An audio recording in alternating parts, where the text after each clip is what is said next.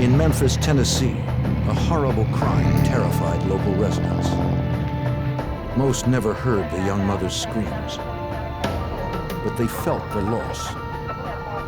As local authorities searched for the perpetrator, they found many who had motive. Investigators were forced to consider whether this was a random act of violence or a crime of deliberate calculation.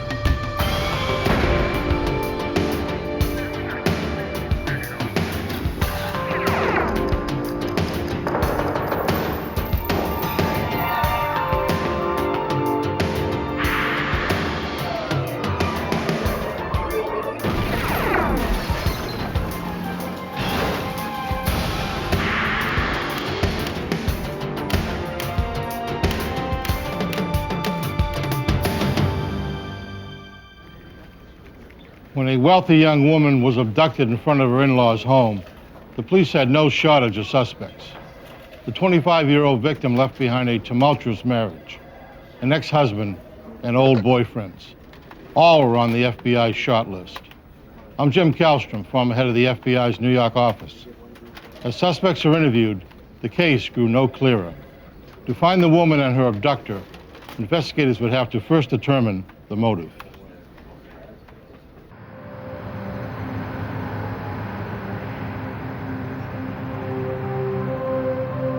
Tunica County, Mississippi, just south of Memphis, Tennessee, is America's third largest gambling destination. 25-year-old Shannon Sanderson had recently become one of the regulars. On April 19, 1996, the housewife from nearby Memphis, Tennessee, visited her favorite casino. Shannon was having a good night. She managed to turn $500 into $5,000 at the high-stakes blackjack table.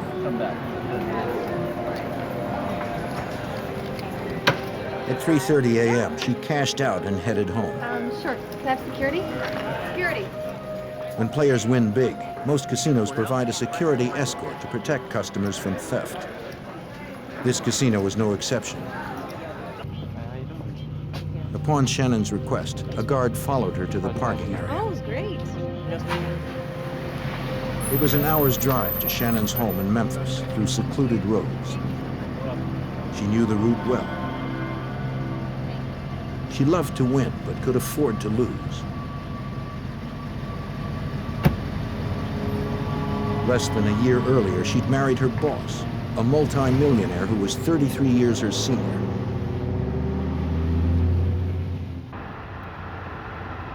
Earlier that evening, she had dropped off her 3 young children from her previous marriage at the home of their grandparents in northeast Memphis. It was about 4:45 a.m. when Shannon pulled into the grandparents' driveway to pick up her children. She needed to get them off to school on time in the morning.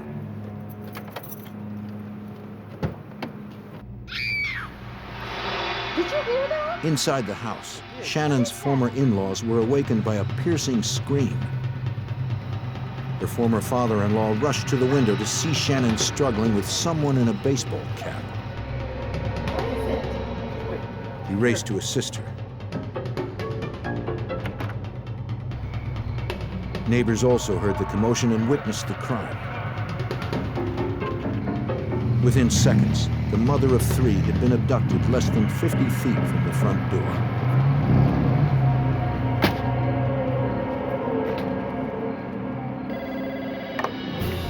The distraught grandfather called 911. Memphis police were immediately dispatched. In kidnapping cases, a quick response can mean the difference between life and death. Police arrived within minutes and interviewed Shannon's former father-in-law. Memphis police captain Richard David Wolson, a sergeant at the time, recalls that the shaken man did his best to recall what he had seen. Her ex-father-in-law heard a commotion and observed a car driving away.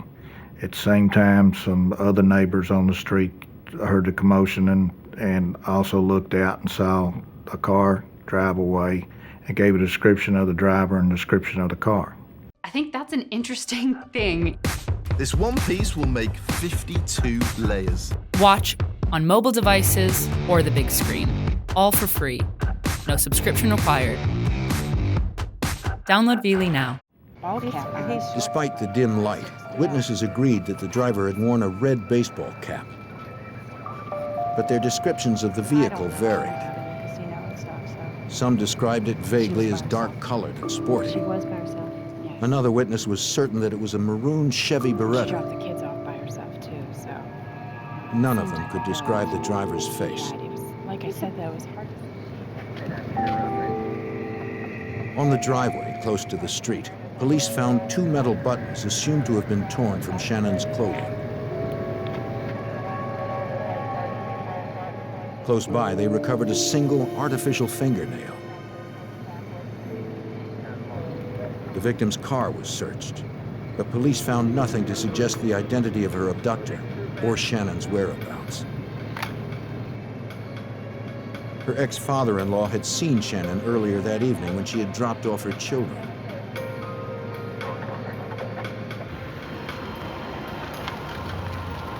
He and his wife had agreed to babysit their grandchildren while Shannon celebrated her new husband's birthday at the casino. You guys, what's going on? Man, it's good to see you. Their former daughter-in-law had divorced their son less than a year before. Still, their relationship with her remained amicable, and she visited regularly with the children. Guys, be good, all right? Wasn't a real fancy car. Shannon's former father-in-law told police the name of the casino where Shannon and her new husband liked to play. The casino confirmed she'd been there and won $5,000, but no one could say if she was with anyone in particular. Later that day, news that the mother of 3 was abducted just steps from where her children slept horrified local residents, according to Memphis District Attorney Jerry Kitchen. She appeared to be a person who was very conscious about the upbringing of her children because she had returned back to Memphis to pick her children up to make sure that they got to school. Memphis police questioned Shannon's ex-husband, who was the father of her 3 children. Is anybody here with you after 11:30? No, sir. Okay. All right, No, thank you, brothers. Give me a gentleman a minute. Thanks, sweetie. He was at work when the abduction occurred in front of his parents' home. Though his relationship with Shannon had been stormy, they remained married for almost 8 years. They finally divorced after Shannon fell in love with her present husband. Call her in the evening. Memphis police were reluctant to eliminate him as a suspect so early in the investigation, though Shannon's ex-husband's alibi was solid. Who knows the reason why people get a divorce, but I've never heard of a good divorce. She still made him pay alimony, even though she was married to a wealthy person. And join us. Police looked to her present husband to learn more. Since he was a multimillionaire, they considered the possibility that Shannon may have been kidnapped for ransom. He owned a large security company here in Memphis, and he was well known. Everybody wanted to help him because they knew him or knew of him. And being that he was wealthy, she would be a prime target to be kidnapped for money. So far, he had received no ransom call or letter. He'd been distraught since being woken at 5 a.m. with the news of his wife's abduction. Regrettably, the last time they'd spoken that night, they'd had a fight. Engaged in whatever she was doing. Happy birthday to you. It was his 58th birthday, and his teenage daughters from a previous marriage had stopped by to celebrate. Happy birthday to you. That same evening, his wife Shannon had planned to take him to the casino.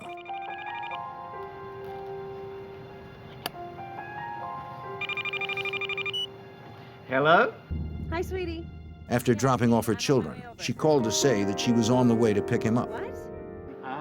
He told her he wasn't ready. His daughters were there, and he wanted to spend more time with them before going out. No. Shannon became angry. We don't get along. According to her husband, she felt he was putting his children ahead of their plans. He told her he could be ready in a half hour, but she hung up on him. Hello? He expected that she'd cool down and pick him up. Oh. But when he tried to call later, she did not answer. She and I are just sit down. I guess there's just such a difference in our age. Police asked if he knew anyone who might want to harm Shannon. The last thing she said to me was something. The husband mentioned an ex-boyfriend against whom Shannon had filed charges of harassment a year earlier. He believed the ex-boyfriend drove a Chevy Beretta. At headquarters, police checked with DMV, but found no records that her ex-boyfriend or any of his family owned a Beretta. A criminal background check did confirm that a judge had ordered her ex-lover to have no contact with Shannon over the past year. Investigators went to question Shannon's ex-boyfriend, but he was not at home, nor had he shown up for work.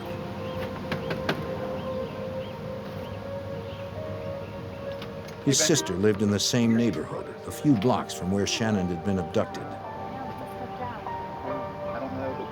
She reported that she had seen a suspicious car drive past her house on the night of the crime. No, we haven't heard anything yet. She was out on the porch around the time of the abduction when a maroon Chevy Beretta sped by, heading out of the neighborhood. She said she didn't recognize the driver at first, Did you have to notice? but when she saw a photo of Shannon's wealthy husband in a news report, she was sure it was him.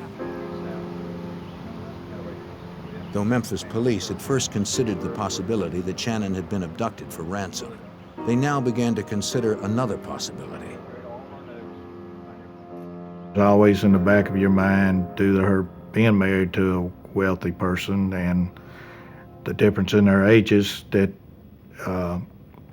something could have happened to her to get rid of her. We just didn't know, so we tried to cover every angle that we could. Memphis police asked Shannon's husband to provide a formal statement. The reason I've asked you here today. With his lawyer present, he filled in detectives about his relationship with Shannon. Police knew that he had met Shannon while she was still married, working at the security company he owned. Here's your coffee, sir. Be careful. She worked for him, but soon their relationship took a personal turn. Their romance led to marriage, but the magic didn't last long. There's nothing else that you can think of. 9 months later, they began negotiating a postnuptial agreement, outlining terms in the event the troubled union broke. Both had previous marriages that ended in divorce, and Shannon needed to feel certain that she would retain custody of her children. They'd filed it just 10 days before Shannon's abduction. Feeling sufficiently well to come to. Shannon's husband emphasized that it was his wife who wanted the agreement. He claimed money was not the issue since they kept separate bank accounts. You do realize that by refusing. When police asked, the husband agreed to reinforce his statement with a polygraph. This meeting. To cover all possibilities, police checked local morgues, jails, and hospitals. But after a week, investigators had no solid leads to Shannon's whereabouts. Police in Memphis received dozens of calls from local residents. Most were well-intentioned but unproductive. And your name again? In the morning. All had to be checked. Yes, ma'am, and thanks for the call. One was from a woman named Sharon Powers in nearby Clarksdale, Mississippi, 80 miles south of Memphis. The abduction was reported in the paper and on the news, and a description of the car was given. She had contacted the Memphis Police Department saying that she thought that maybe her husband was involved because of the description of the car. She told Mississippi police that she believed her husband, Lee, may fit the suspect description. The day after the crime was reported, he had worn a red cap and left town in their red Chevy Beretta to see his mother. The woman said that she and her husband had been fighting. Police asked her to have him call when he returned. This is the first note I've ever got. They weren't optimistic. The man that you're looking for? Her report sounded like a possible domestic dispute unrelated to the crime. On May 3, 1996, police responded to another call from a concerned citizen trying to help. At a casino in Tunica County, Mississippi, a witness believed he had spotted Shannon Sanderson dressed as a casino employee. May I help? But when an officer approached her, he realized that it was a case of mistaken identity. It was one more call among hundreds of false leads that frustrated the investigation. Appreciate you calling. After 2 weeks of searching, local investigators were no closer to finding the missing mother of 3. Her family was left only with the hope that she was still alive.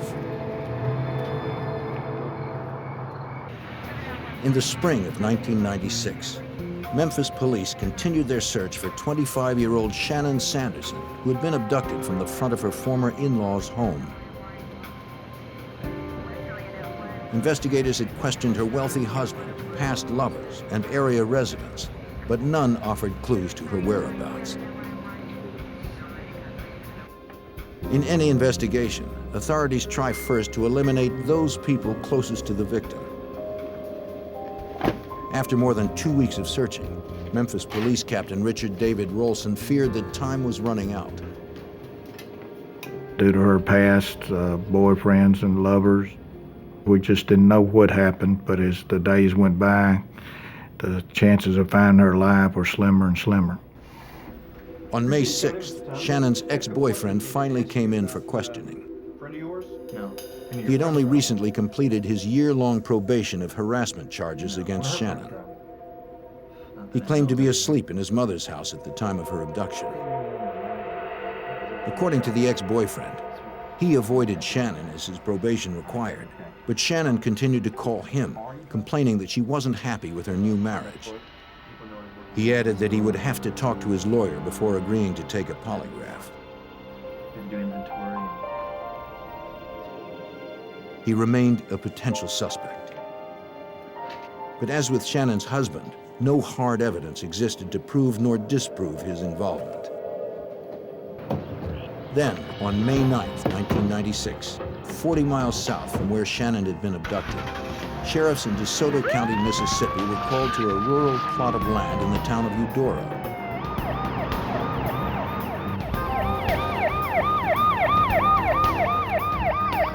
Two people had been inspecting their new property when they noticed a strong odor.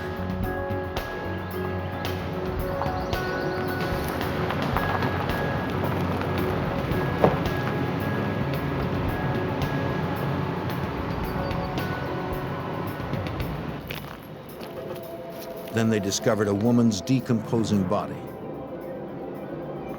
The DeSoto County crime scene technicians set up a grid around the immediate area.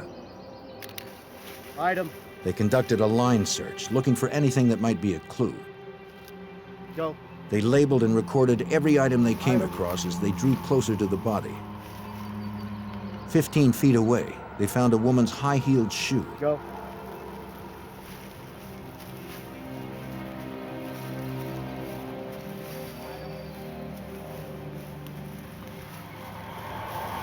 Closer to the body, they marked the location of another. DeSoto sheriffs checked their records, but found no women reported missing locally. They broadened their search to include larger towns and cities in the region. When they contacted Memphis authorities, police there told them that a 25-year-old mother of 3 named Shannon Sanderson had been missing for more than 2 weeks. DeSoto deputies learned that she was blonde, approximately 5'5", 130 pounds, had a small tattoo, and was last seen wearing a dress, high heels, a jacket with metal buttons, and pink artificial fingernails. Looks good so far. That description fit the body, but they needed an autopsy to confirm her identity and cause of death. The medical examiner determined that the victim had been killed by a single .25 caliber bullet to the right temple. And you're bagging that, right? Yes, sir. Date and time. The victim's clothes were removed and preserved to check for trace evidence that might lead to the killer. The body, dead an estimated 2 to 3 weeks, was too decomposed to recognize. But over her left breast, examiners found a small tattoo that was still visible. It said, "I love you, Robert." Shannon Sanderson had such a tattoo. The medical examiner compared her dental records to x-rays from the body. Okay, definitely x-rays. They confirmed the ID. This was Shannon Sanderson's body. The abduction was now officially a homicide. In Memphis, Assistant District Attorney Jerry Kitchen was called in. His first task would be to somehow narrow the suspect list the police had developed over the past 3 weeks. Here in Memphis, it's somewhat unusual in that we have relatively few murder cases that we would classify as mystery homicides, where someone's not either developed as a suspect rather quickly or arrested soon after the incident. But in this particular case, it was a mystery homicide with numerous suspects that were listed as potentially being involved in the abduction and killing of the victim. The Assistant District Attorney first called the Tennessee Bureau of Investigation to conduct polygraph examinations to help eliminate potential suspects. He also contacted the FBI, since Shannon's body was found across the Tennessee state line. Supervisory Special Agent Jennifer Aiken from the FBI's Memphis field office was assigned as case agent. They felt they needed some additional resources. The case was a very difficult case across jurisdictions, and they wanted the FBI to be involved as part of the team working towards a solution, because it was not an easy case. Memphis authorities hoped that Agent Aiken's experience would help unravel the complexities of this case. Local residents were fearful that Shannon's killer was still out there, not knowing if or when he would strike again.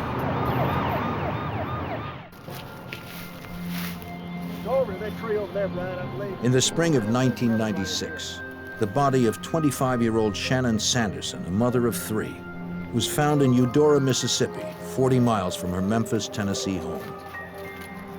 The FBI, together with state and local investigators, needed to shorten the lengthy suspect list that included Shannon's husband and past lovers.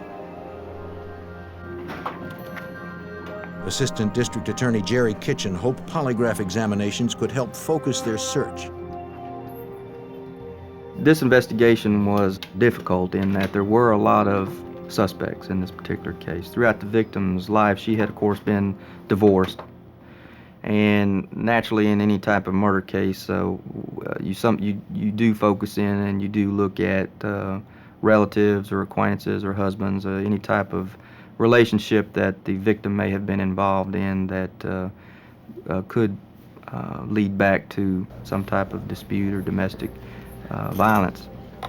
Tennessee state authorities tested several of Shannon's ex-lovers. They asked them their whereabouts on the night of the abduction. They asked directly if they had abducted or killed Shannon. All denied any involvement. The tests revealed no deception. Investigators corroborated their alibis and eliminated them as potential suspects. You intend to answer truthfully, deliberately withholding any. They also polygraphed the witness who claimed to have seen Shannon's current husband driving a maroon Chevy Beretta in the neighborhood moments before the abduction occurred. It was the same type of vehicle other witnesses had described that Shannon was forced into. But the woman was found to be deceptive. These are Becky's charts. Her test. Though police now believed her claim was false, that she had seen Shannon's husband driving the getaway vehicle, they also knew that Shannon's brief marriage with her wealthy husband had been rocky. They wanted to confirm once and for all that he had not been involved in any way. This question about honesty and what she is. This crime occurred at 4 o'clock in the morning. The victim's husband had indicated that he went to bed and that there was no one else that he was with. And so he really had no alibi. And so that was an area that was difficult for us to get over because we could not lock down exactly where he was and what he was doing without other than what he was telling us. Investigators contacted Shannon's husband to be polygraphed. Though he had previously agreed to do so, on advice from his lawyer, he declined. Heart medication that he was taking may have induced a false reading, according to his lawyer. Are you feeling? Do you have any objections? For Captain Rolson, the husband's refusal didn't alleviate the suspicions that surrounded him. You couldn't understand, if he didn't have anything to do with it, why he wouldn't be wanting to cooperate. And being a homicide detective, you're suspicious, and it just made him that more suspicious. In terms of incriminating evidence, the investigation was at a standstill.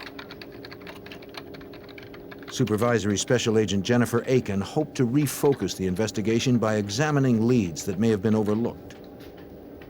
We have to look at all of the possibilities, and that's, part of the battle in the beginning is not to get too far down the road in speculating about what kind of guy this could be, and what his relationship or non-relationship would be to the victim.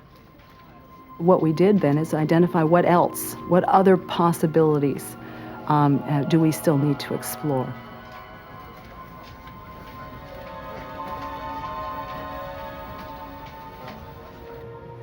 One possibility, though not a promising one, was Sharon Powers, who earlier reported that her husband may have matched the vague description of the suspect. Get some more information about it. I don't believe he is. But now she wasn't so sure about her previous claim.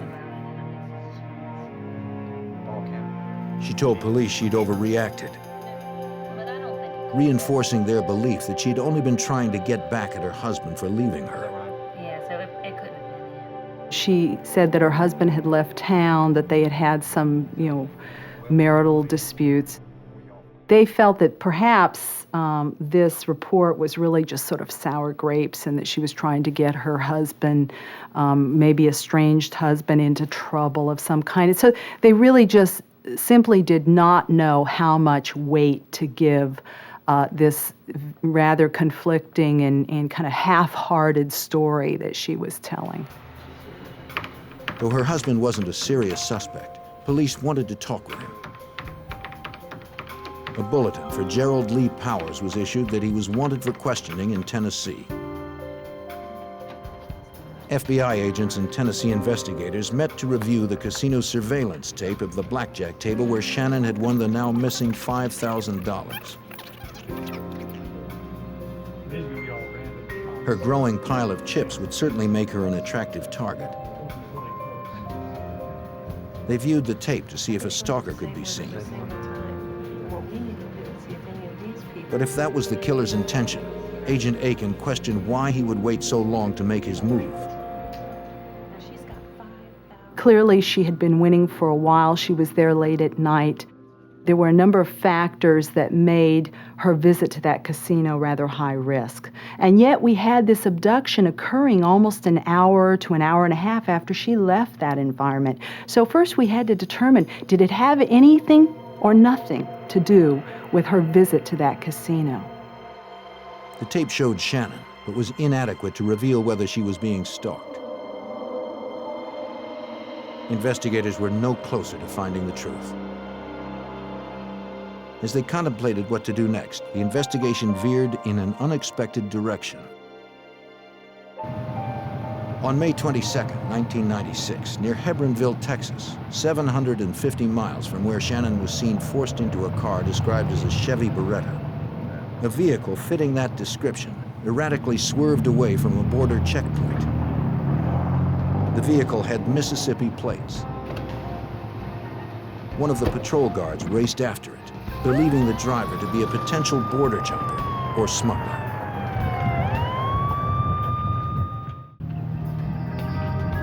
In May of 1996, As the investigation continued into the kidnapping and murder of a young Tennessee mother, U.S. Border Patrol agents chased down a fleeing maroon Chevy Beretta with Mississippi plates, the type of car described by witnesses in the abduction.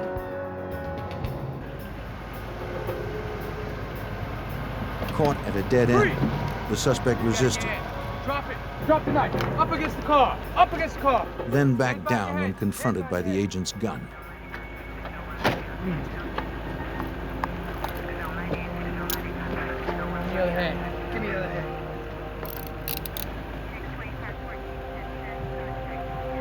He had 14 $100 bills in his pocket. Really? The driver said his name was Gerald Lee Powers, but held no driver's license to prove it. A cursory search of the car revealed no illegal drugs or aliens.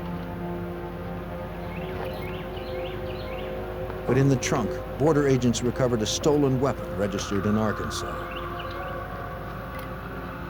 The car was locked and remained in that spot under armed guard until FBI agents could conduct a more thorough search. Special Agent Evan Ray from the FBI field office in Laredo, Texas was contacted since assaulting a Border Patrol officer is a federal offense. Agent Ray confirmed the identity of the driver when he learned that Gerald Lee Powers had been involved in another altercation at the Mexican border. I spoke to U.S. Customs Service officials who had indicated that they had had an incident that day as well, in which an individual had fled and had left several pieces of identification behind on the counter when they fled. And so we were then in possession of several pieces of identification of Mr. Powers. A license plate check revealed that the vehicle was registered to his wife Sharon in Clarksdale, Mississippi. Agent Ray also discovered that Gerald Lee Powers had a violent past and was currently wanted for questioning in the abduction and murder of Shannon Sanderson. After contacting Memphis authorities, he traveled to Hebronville to process Powers' car on site. The Chevy Beretta matched the vehicle witnesses had described at the abduction.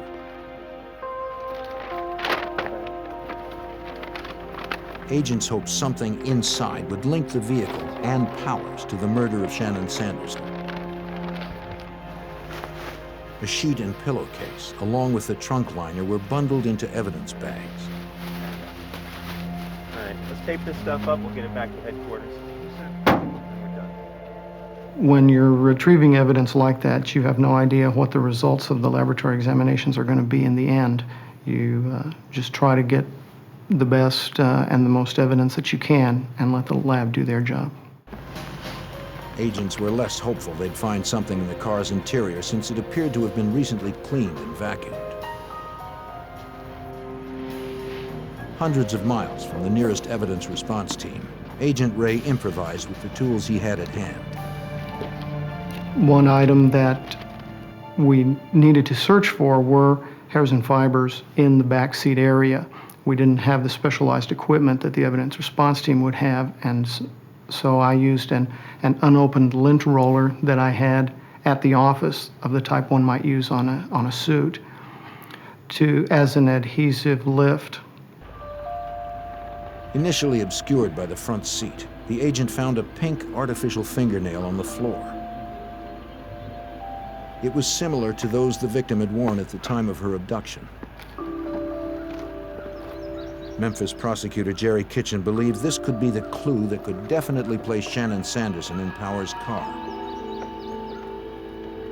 Agent Ray had called us and told us that he had found a fingernail in the back seat area of the floorboard of this vehicle, which is where we had felt that, based upon the witnesses' information they had given us, that the victim had been placed in the back seat of the vehicle that took her away.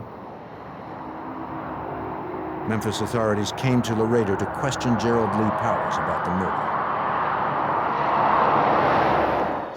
Powers told them that he knew nothing more than what he'd heard on the news. He admitted to being at the casino that night, but had left early to check on his terminally ill neighbor. While the interview continued, investigators spoke to his neighbor in Clarksdale, Mississippi, who denied that Powers had been there at that time. Tell us that you were there?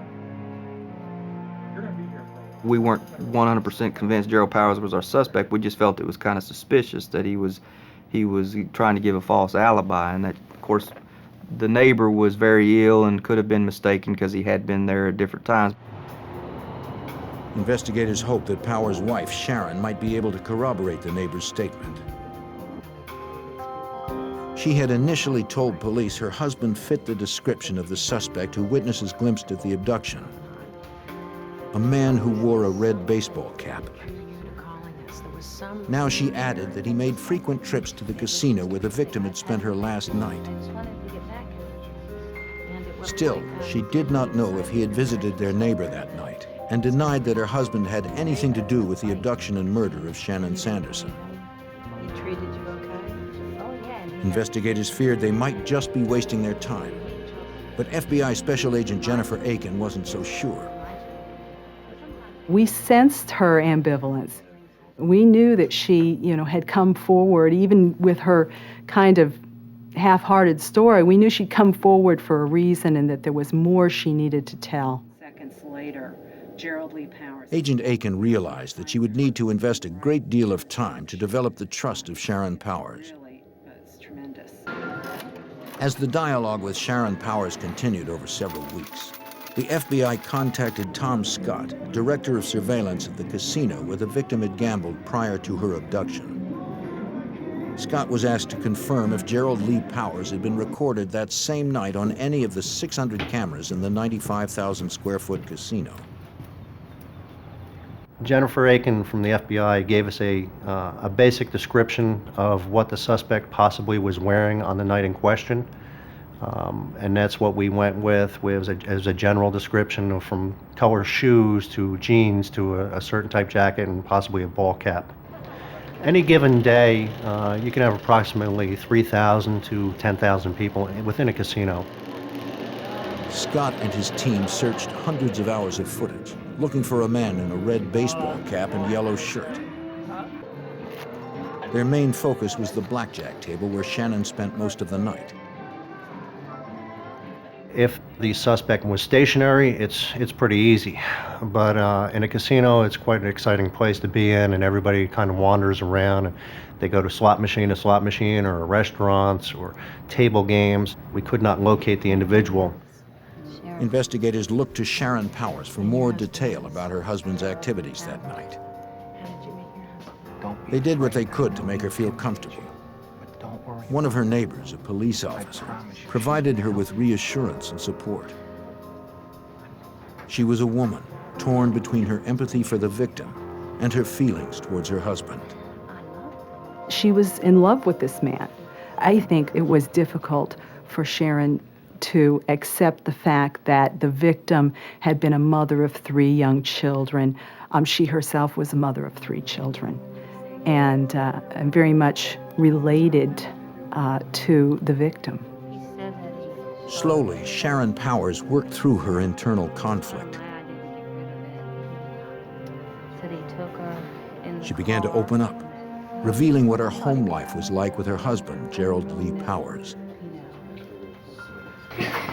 She said he ruled the house. Her 3 kids from previous marriages were afraid of him. Sharon admitted that she was too. He kept a bell on his chair. When he rang it, Sharon came running. Despite his controlling temper, her feelings for him were deep. This is a woman who had really kind of lived under the thumb of Gerald Lee Powers for a number of years. I believe by then they had been married 4 or 5 years. And she, I don't want to say liked it that way, but that was what she was used to. That was familiar. It was not familiar to her to be breaking with him, to be disloyal. Despite her fear, Sharon continued to open up to investigators. On April 19th, the day Shannon Sanderson was abducted, Gerald came home acting nervous. Said shut up and sit down. Sharon was angry because she thought he'd spent the night with another woman. What's on your shirt? Don't worry about it. She noticed blood on his shirt and a cut on his arm. What? He claimed he'd fallen down at a casino he'd been visiting. Do you remember what color the shirt was? Sharon didn't believe what he told her, but she didn't press it. For now, Sharon refused to say any more, and neither would her husband. Without something stronger, prosecutor Jerry Kitchen would be unable to press charges on Gerald Lee Powers. We still didn't have anything concrete that he had been involved in. It was just instinct. I think that was leading us at this point that he was our man, but at the time we did not have the results back from the lab. Investigators hoped the FBI would reinforce their hunch that Gerald Lee Powers was responsible for leaving Shannon Sanderson's children motherless. In the summer of 1996, after Gerald Lee Powers was indicted for assaulting a Border Patrol officer in Texas, the FBI and Memphis investigators suspected he was also responsible for the murder of a 25-year-old mother of 3.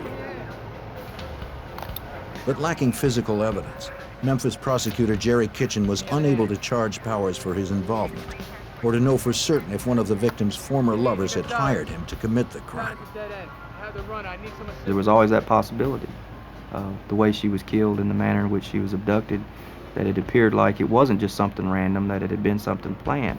All the other suspects that appeared to have a motive or possibly emotional reasons why someone would want to have someone killed, like jealousy or rage or other factors. What river? Investigators hoped the suspect's wife, Sharon Powers, could tell them more. Though reluctant at first, after many meetings over several weeks, Sharon grew more comfortable. She finally opened up to FBI Special Agent Jennifer Aiken. When she finally told the story in its entirety, what we heard was really a chilling tale of his stalking of the victim and the abduction of the victim, and then taking her to this rural area and robbing her of not only the $5,000 that she had won that night, but also of the jewelry that she was wearing. Sharon's story was strong, but without corroborating evidence, it would not be enough to convict or even indict Gerald Lee Powers for murder. Trying to help, she told investigators that her husband had thrown the murder weapon, a handgun, into an abandoned canal near the casino in Mississippi. Memphis Police Captain Richard Rolson accompanied local divers to help search for the handgun. Sheriff's Department's divers dove into this hole and crawled inch by inch searching for this pistol. We never did locate it. And then that's when Miss Powers told us that he had thrown it into the river, which was about 100 yards away. The current at that location was too swift for anybody to dive in the Mississippi River. It left investigators with more doubt and no corroboration that Sharon Powers was telling them the truth.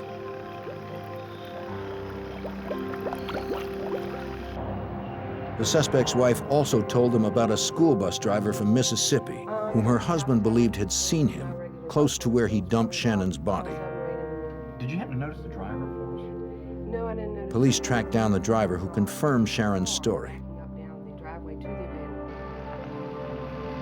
At 7 a.m., about 2 hours after Shannon Sanderson had been abducted, the driver noticed a maroon Chevy Beretta backing down the dirt roadway of the vacant property where the victim's body was later found.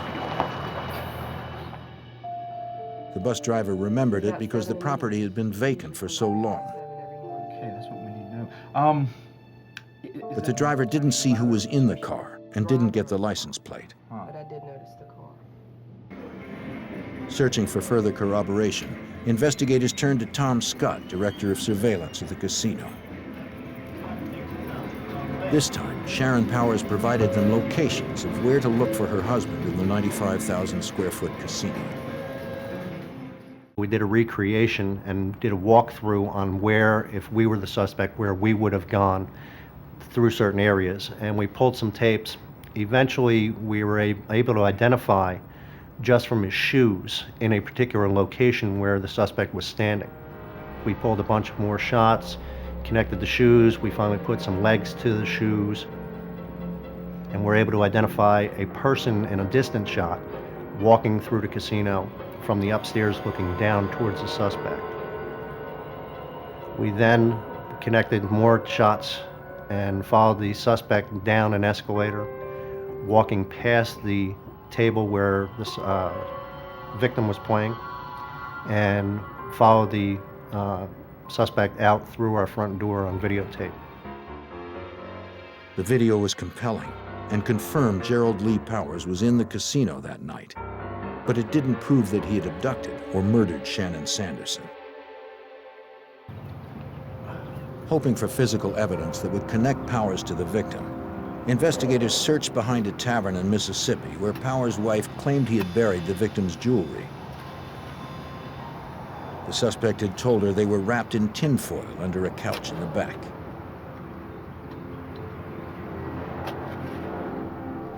Just as Mrs. Powers described, investigators located a small bundle of foil.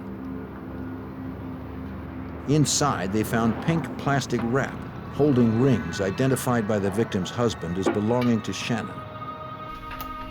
Now they needed to prove forensically that Gerald Lee Powers had in fact been the one who wrapped them. Investigators went to Powers' home to search for the source of that plastic. In the kitchen, they found a roll of pink wrap. They forwarded the roll along with the bundled rings to the lab for comparison. While they waited for the results, investigators turned their attention to the pink artificial nail found inside Powers' car after he was arrested in Texas. From autopsy photos, investigators found at least 2 nails were missing from the victim's hand. If the nail from the car matched those remaining on the victim's hand, it would prove that Shannon had been in Powers' car that night. But there was a problem. Shannon had already been buried, and her husband was against exhuming her remains. She had already been interred, and so we had a hearing in court to have her disinterred and to have the ability to examine these fingernails to see if they were in fact her fingernails or not. Against her husband's wishes, the judge ordered the body exhumed. In early July, 3 months after the murder, investigators retrieved the body of Shannon Sanderson. The remaining artificial nails were removed and sent to the lab for comparison with the others. The results were negative. The nail in the car wasn't hers. Investigators hoped the other evidence at the FBI lab in Washington, D.C. would provide more promising results. Inside the tinfoil ball recovered in Mississippi, examiners removed the pink plastic wrap wound tightly around some rings. The FBI needed to connect the rings physically to Gerald Lee Powers. To do so, examiners compared the plastic they were wrapped in to the sample retrieved from Powers' home. The FBI agent who examined it indicated that it wasn't the exact piece that was torn off, but that it matched that roll exactly as far as the polymers and the dye and all that, which showed that this was the source that the material had come from that was wrapped around the rings. It was the first piece of forensic evidence linking Powers to the victim. But the case was by no means complete. More compelling proof came from a single fiber among several found in Powers' otherwise immaculate car. We have dress fiber that was found in the vehicle that he was driving that night that matches the fiber from the dress that the victim was wearing, and that was very significant as well. Authorities were convinced that Gerald Lee Powers had murdered Shannon Sanderson, but they weren't convinced he'd acted alone. They believed it was possible that others from her past could claim a motive for wanting Shannon dead. Memphis prosecutor Jerry Kitchen decided to confirm it with Powers himself. So we went to Laredo to interview the defendant before we charged him with this murder. And there was the possibility, if he cooperated and was able to prove to us that someone else was involved, that we would withdraw seeking the death penalty. But there was nothing that he was able to provide us with, so we were convinced then at that point that no one else had been involved in her abduction and murder, and proceeded with charging him alone. Powers had plenty of time to contemplate this murder. He watched her for several hours in the casino, then followed her for another hour back to Memphis. He had ample time to change his mind. Instead, he hardened his resolve.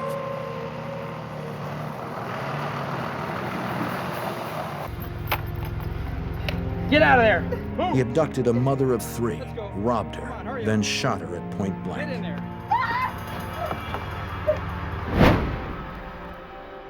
The criminal court in Tennessee didn't need much time to decide Powers' fate.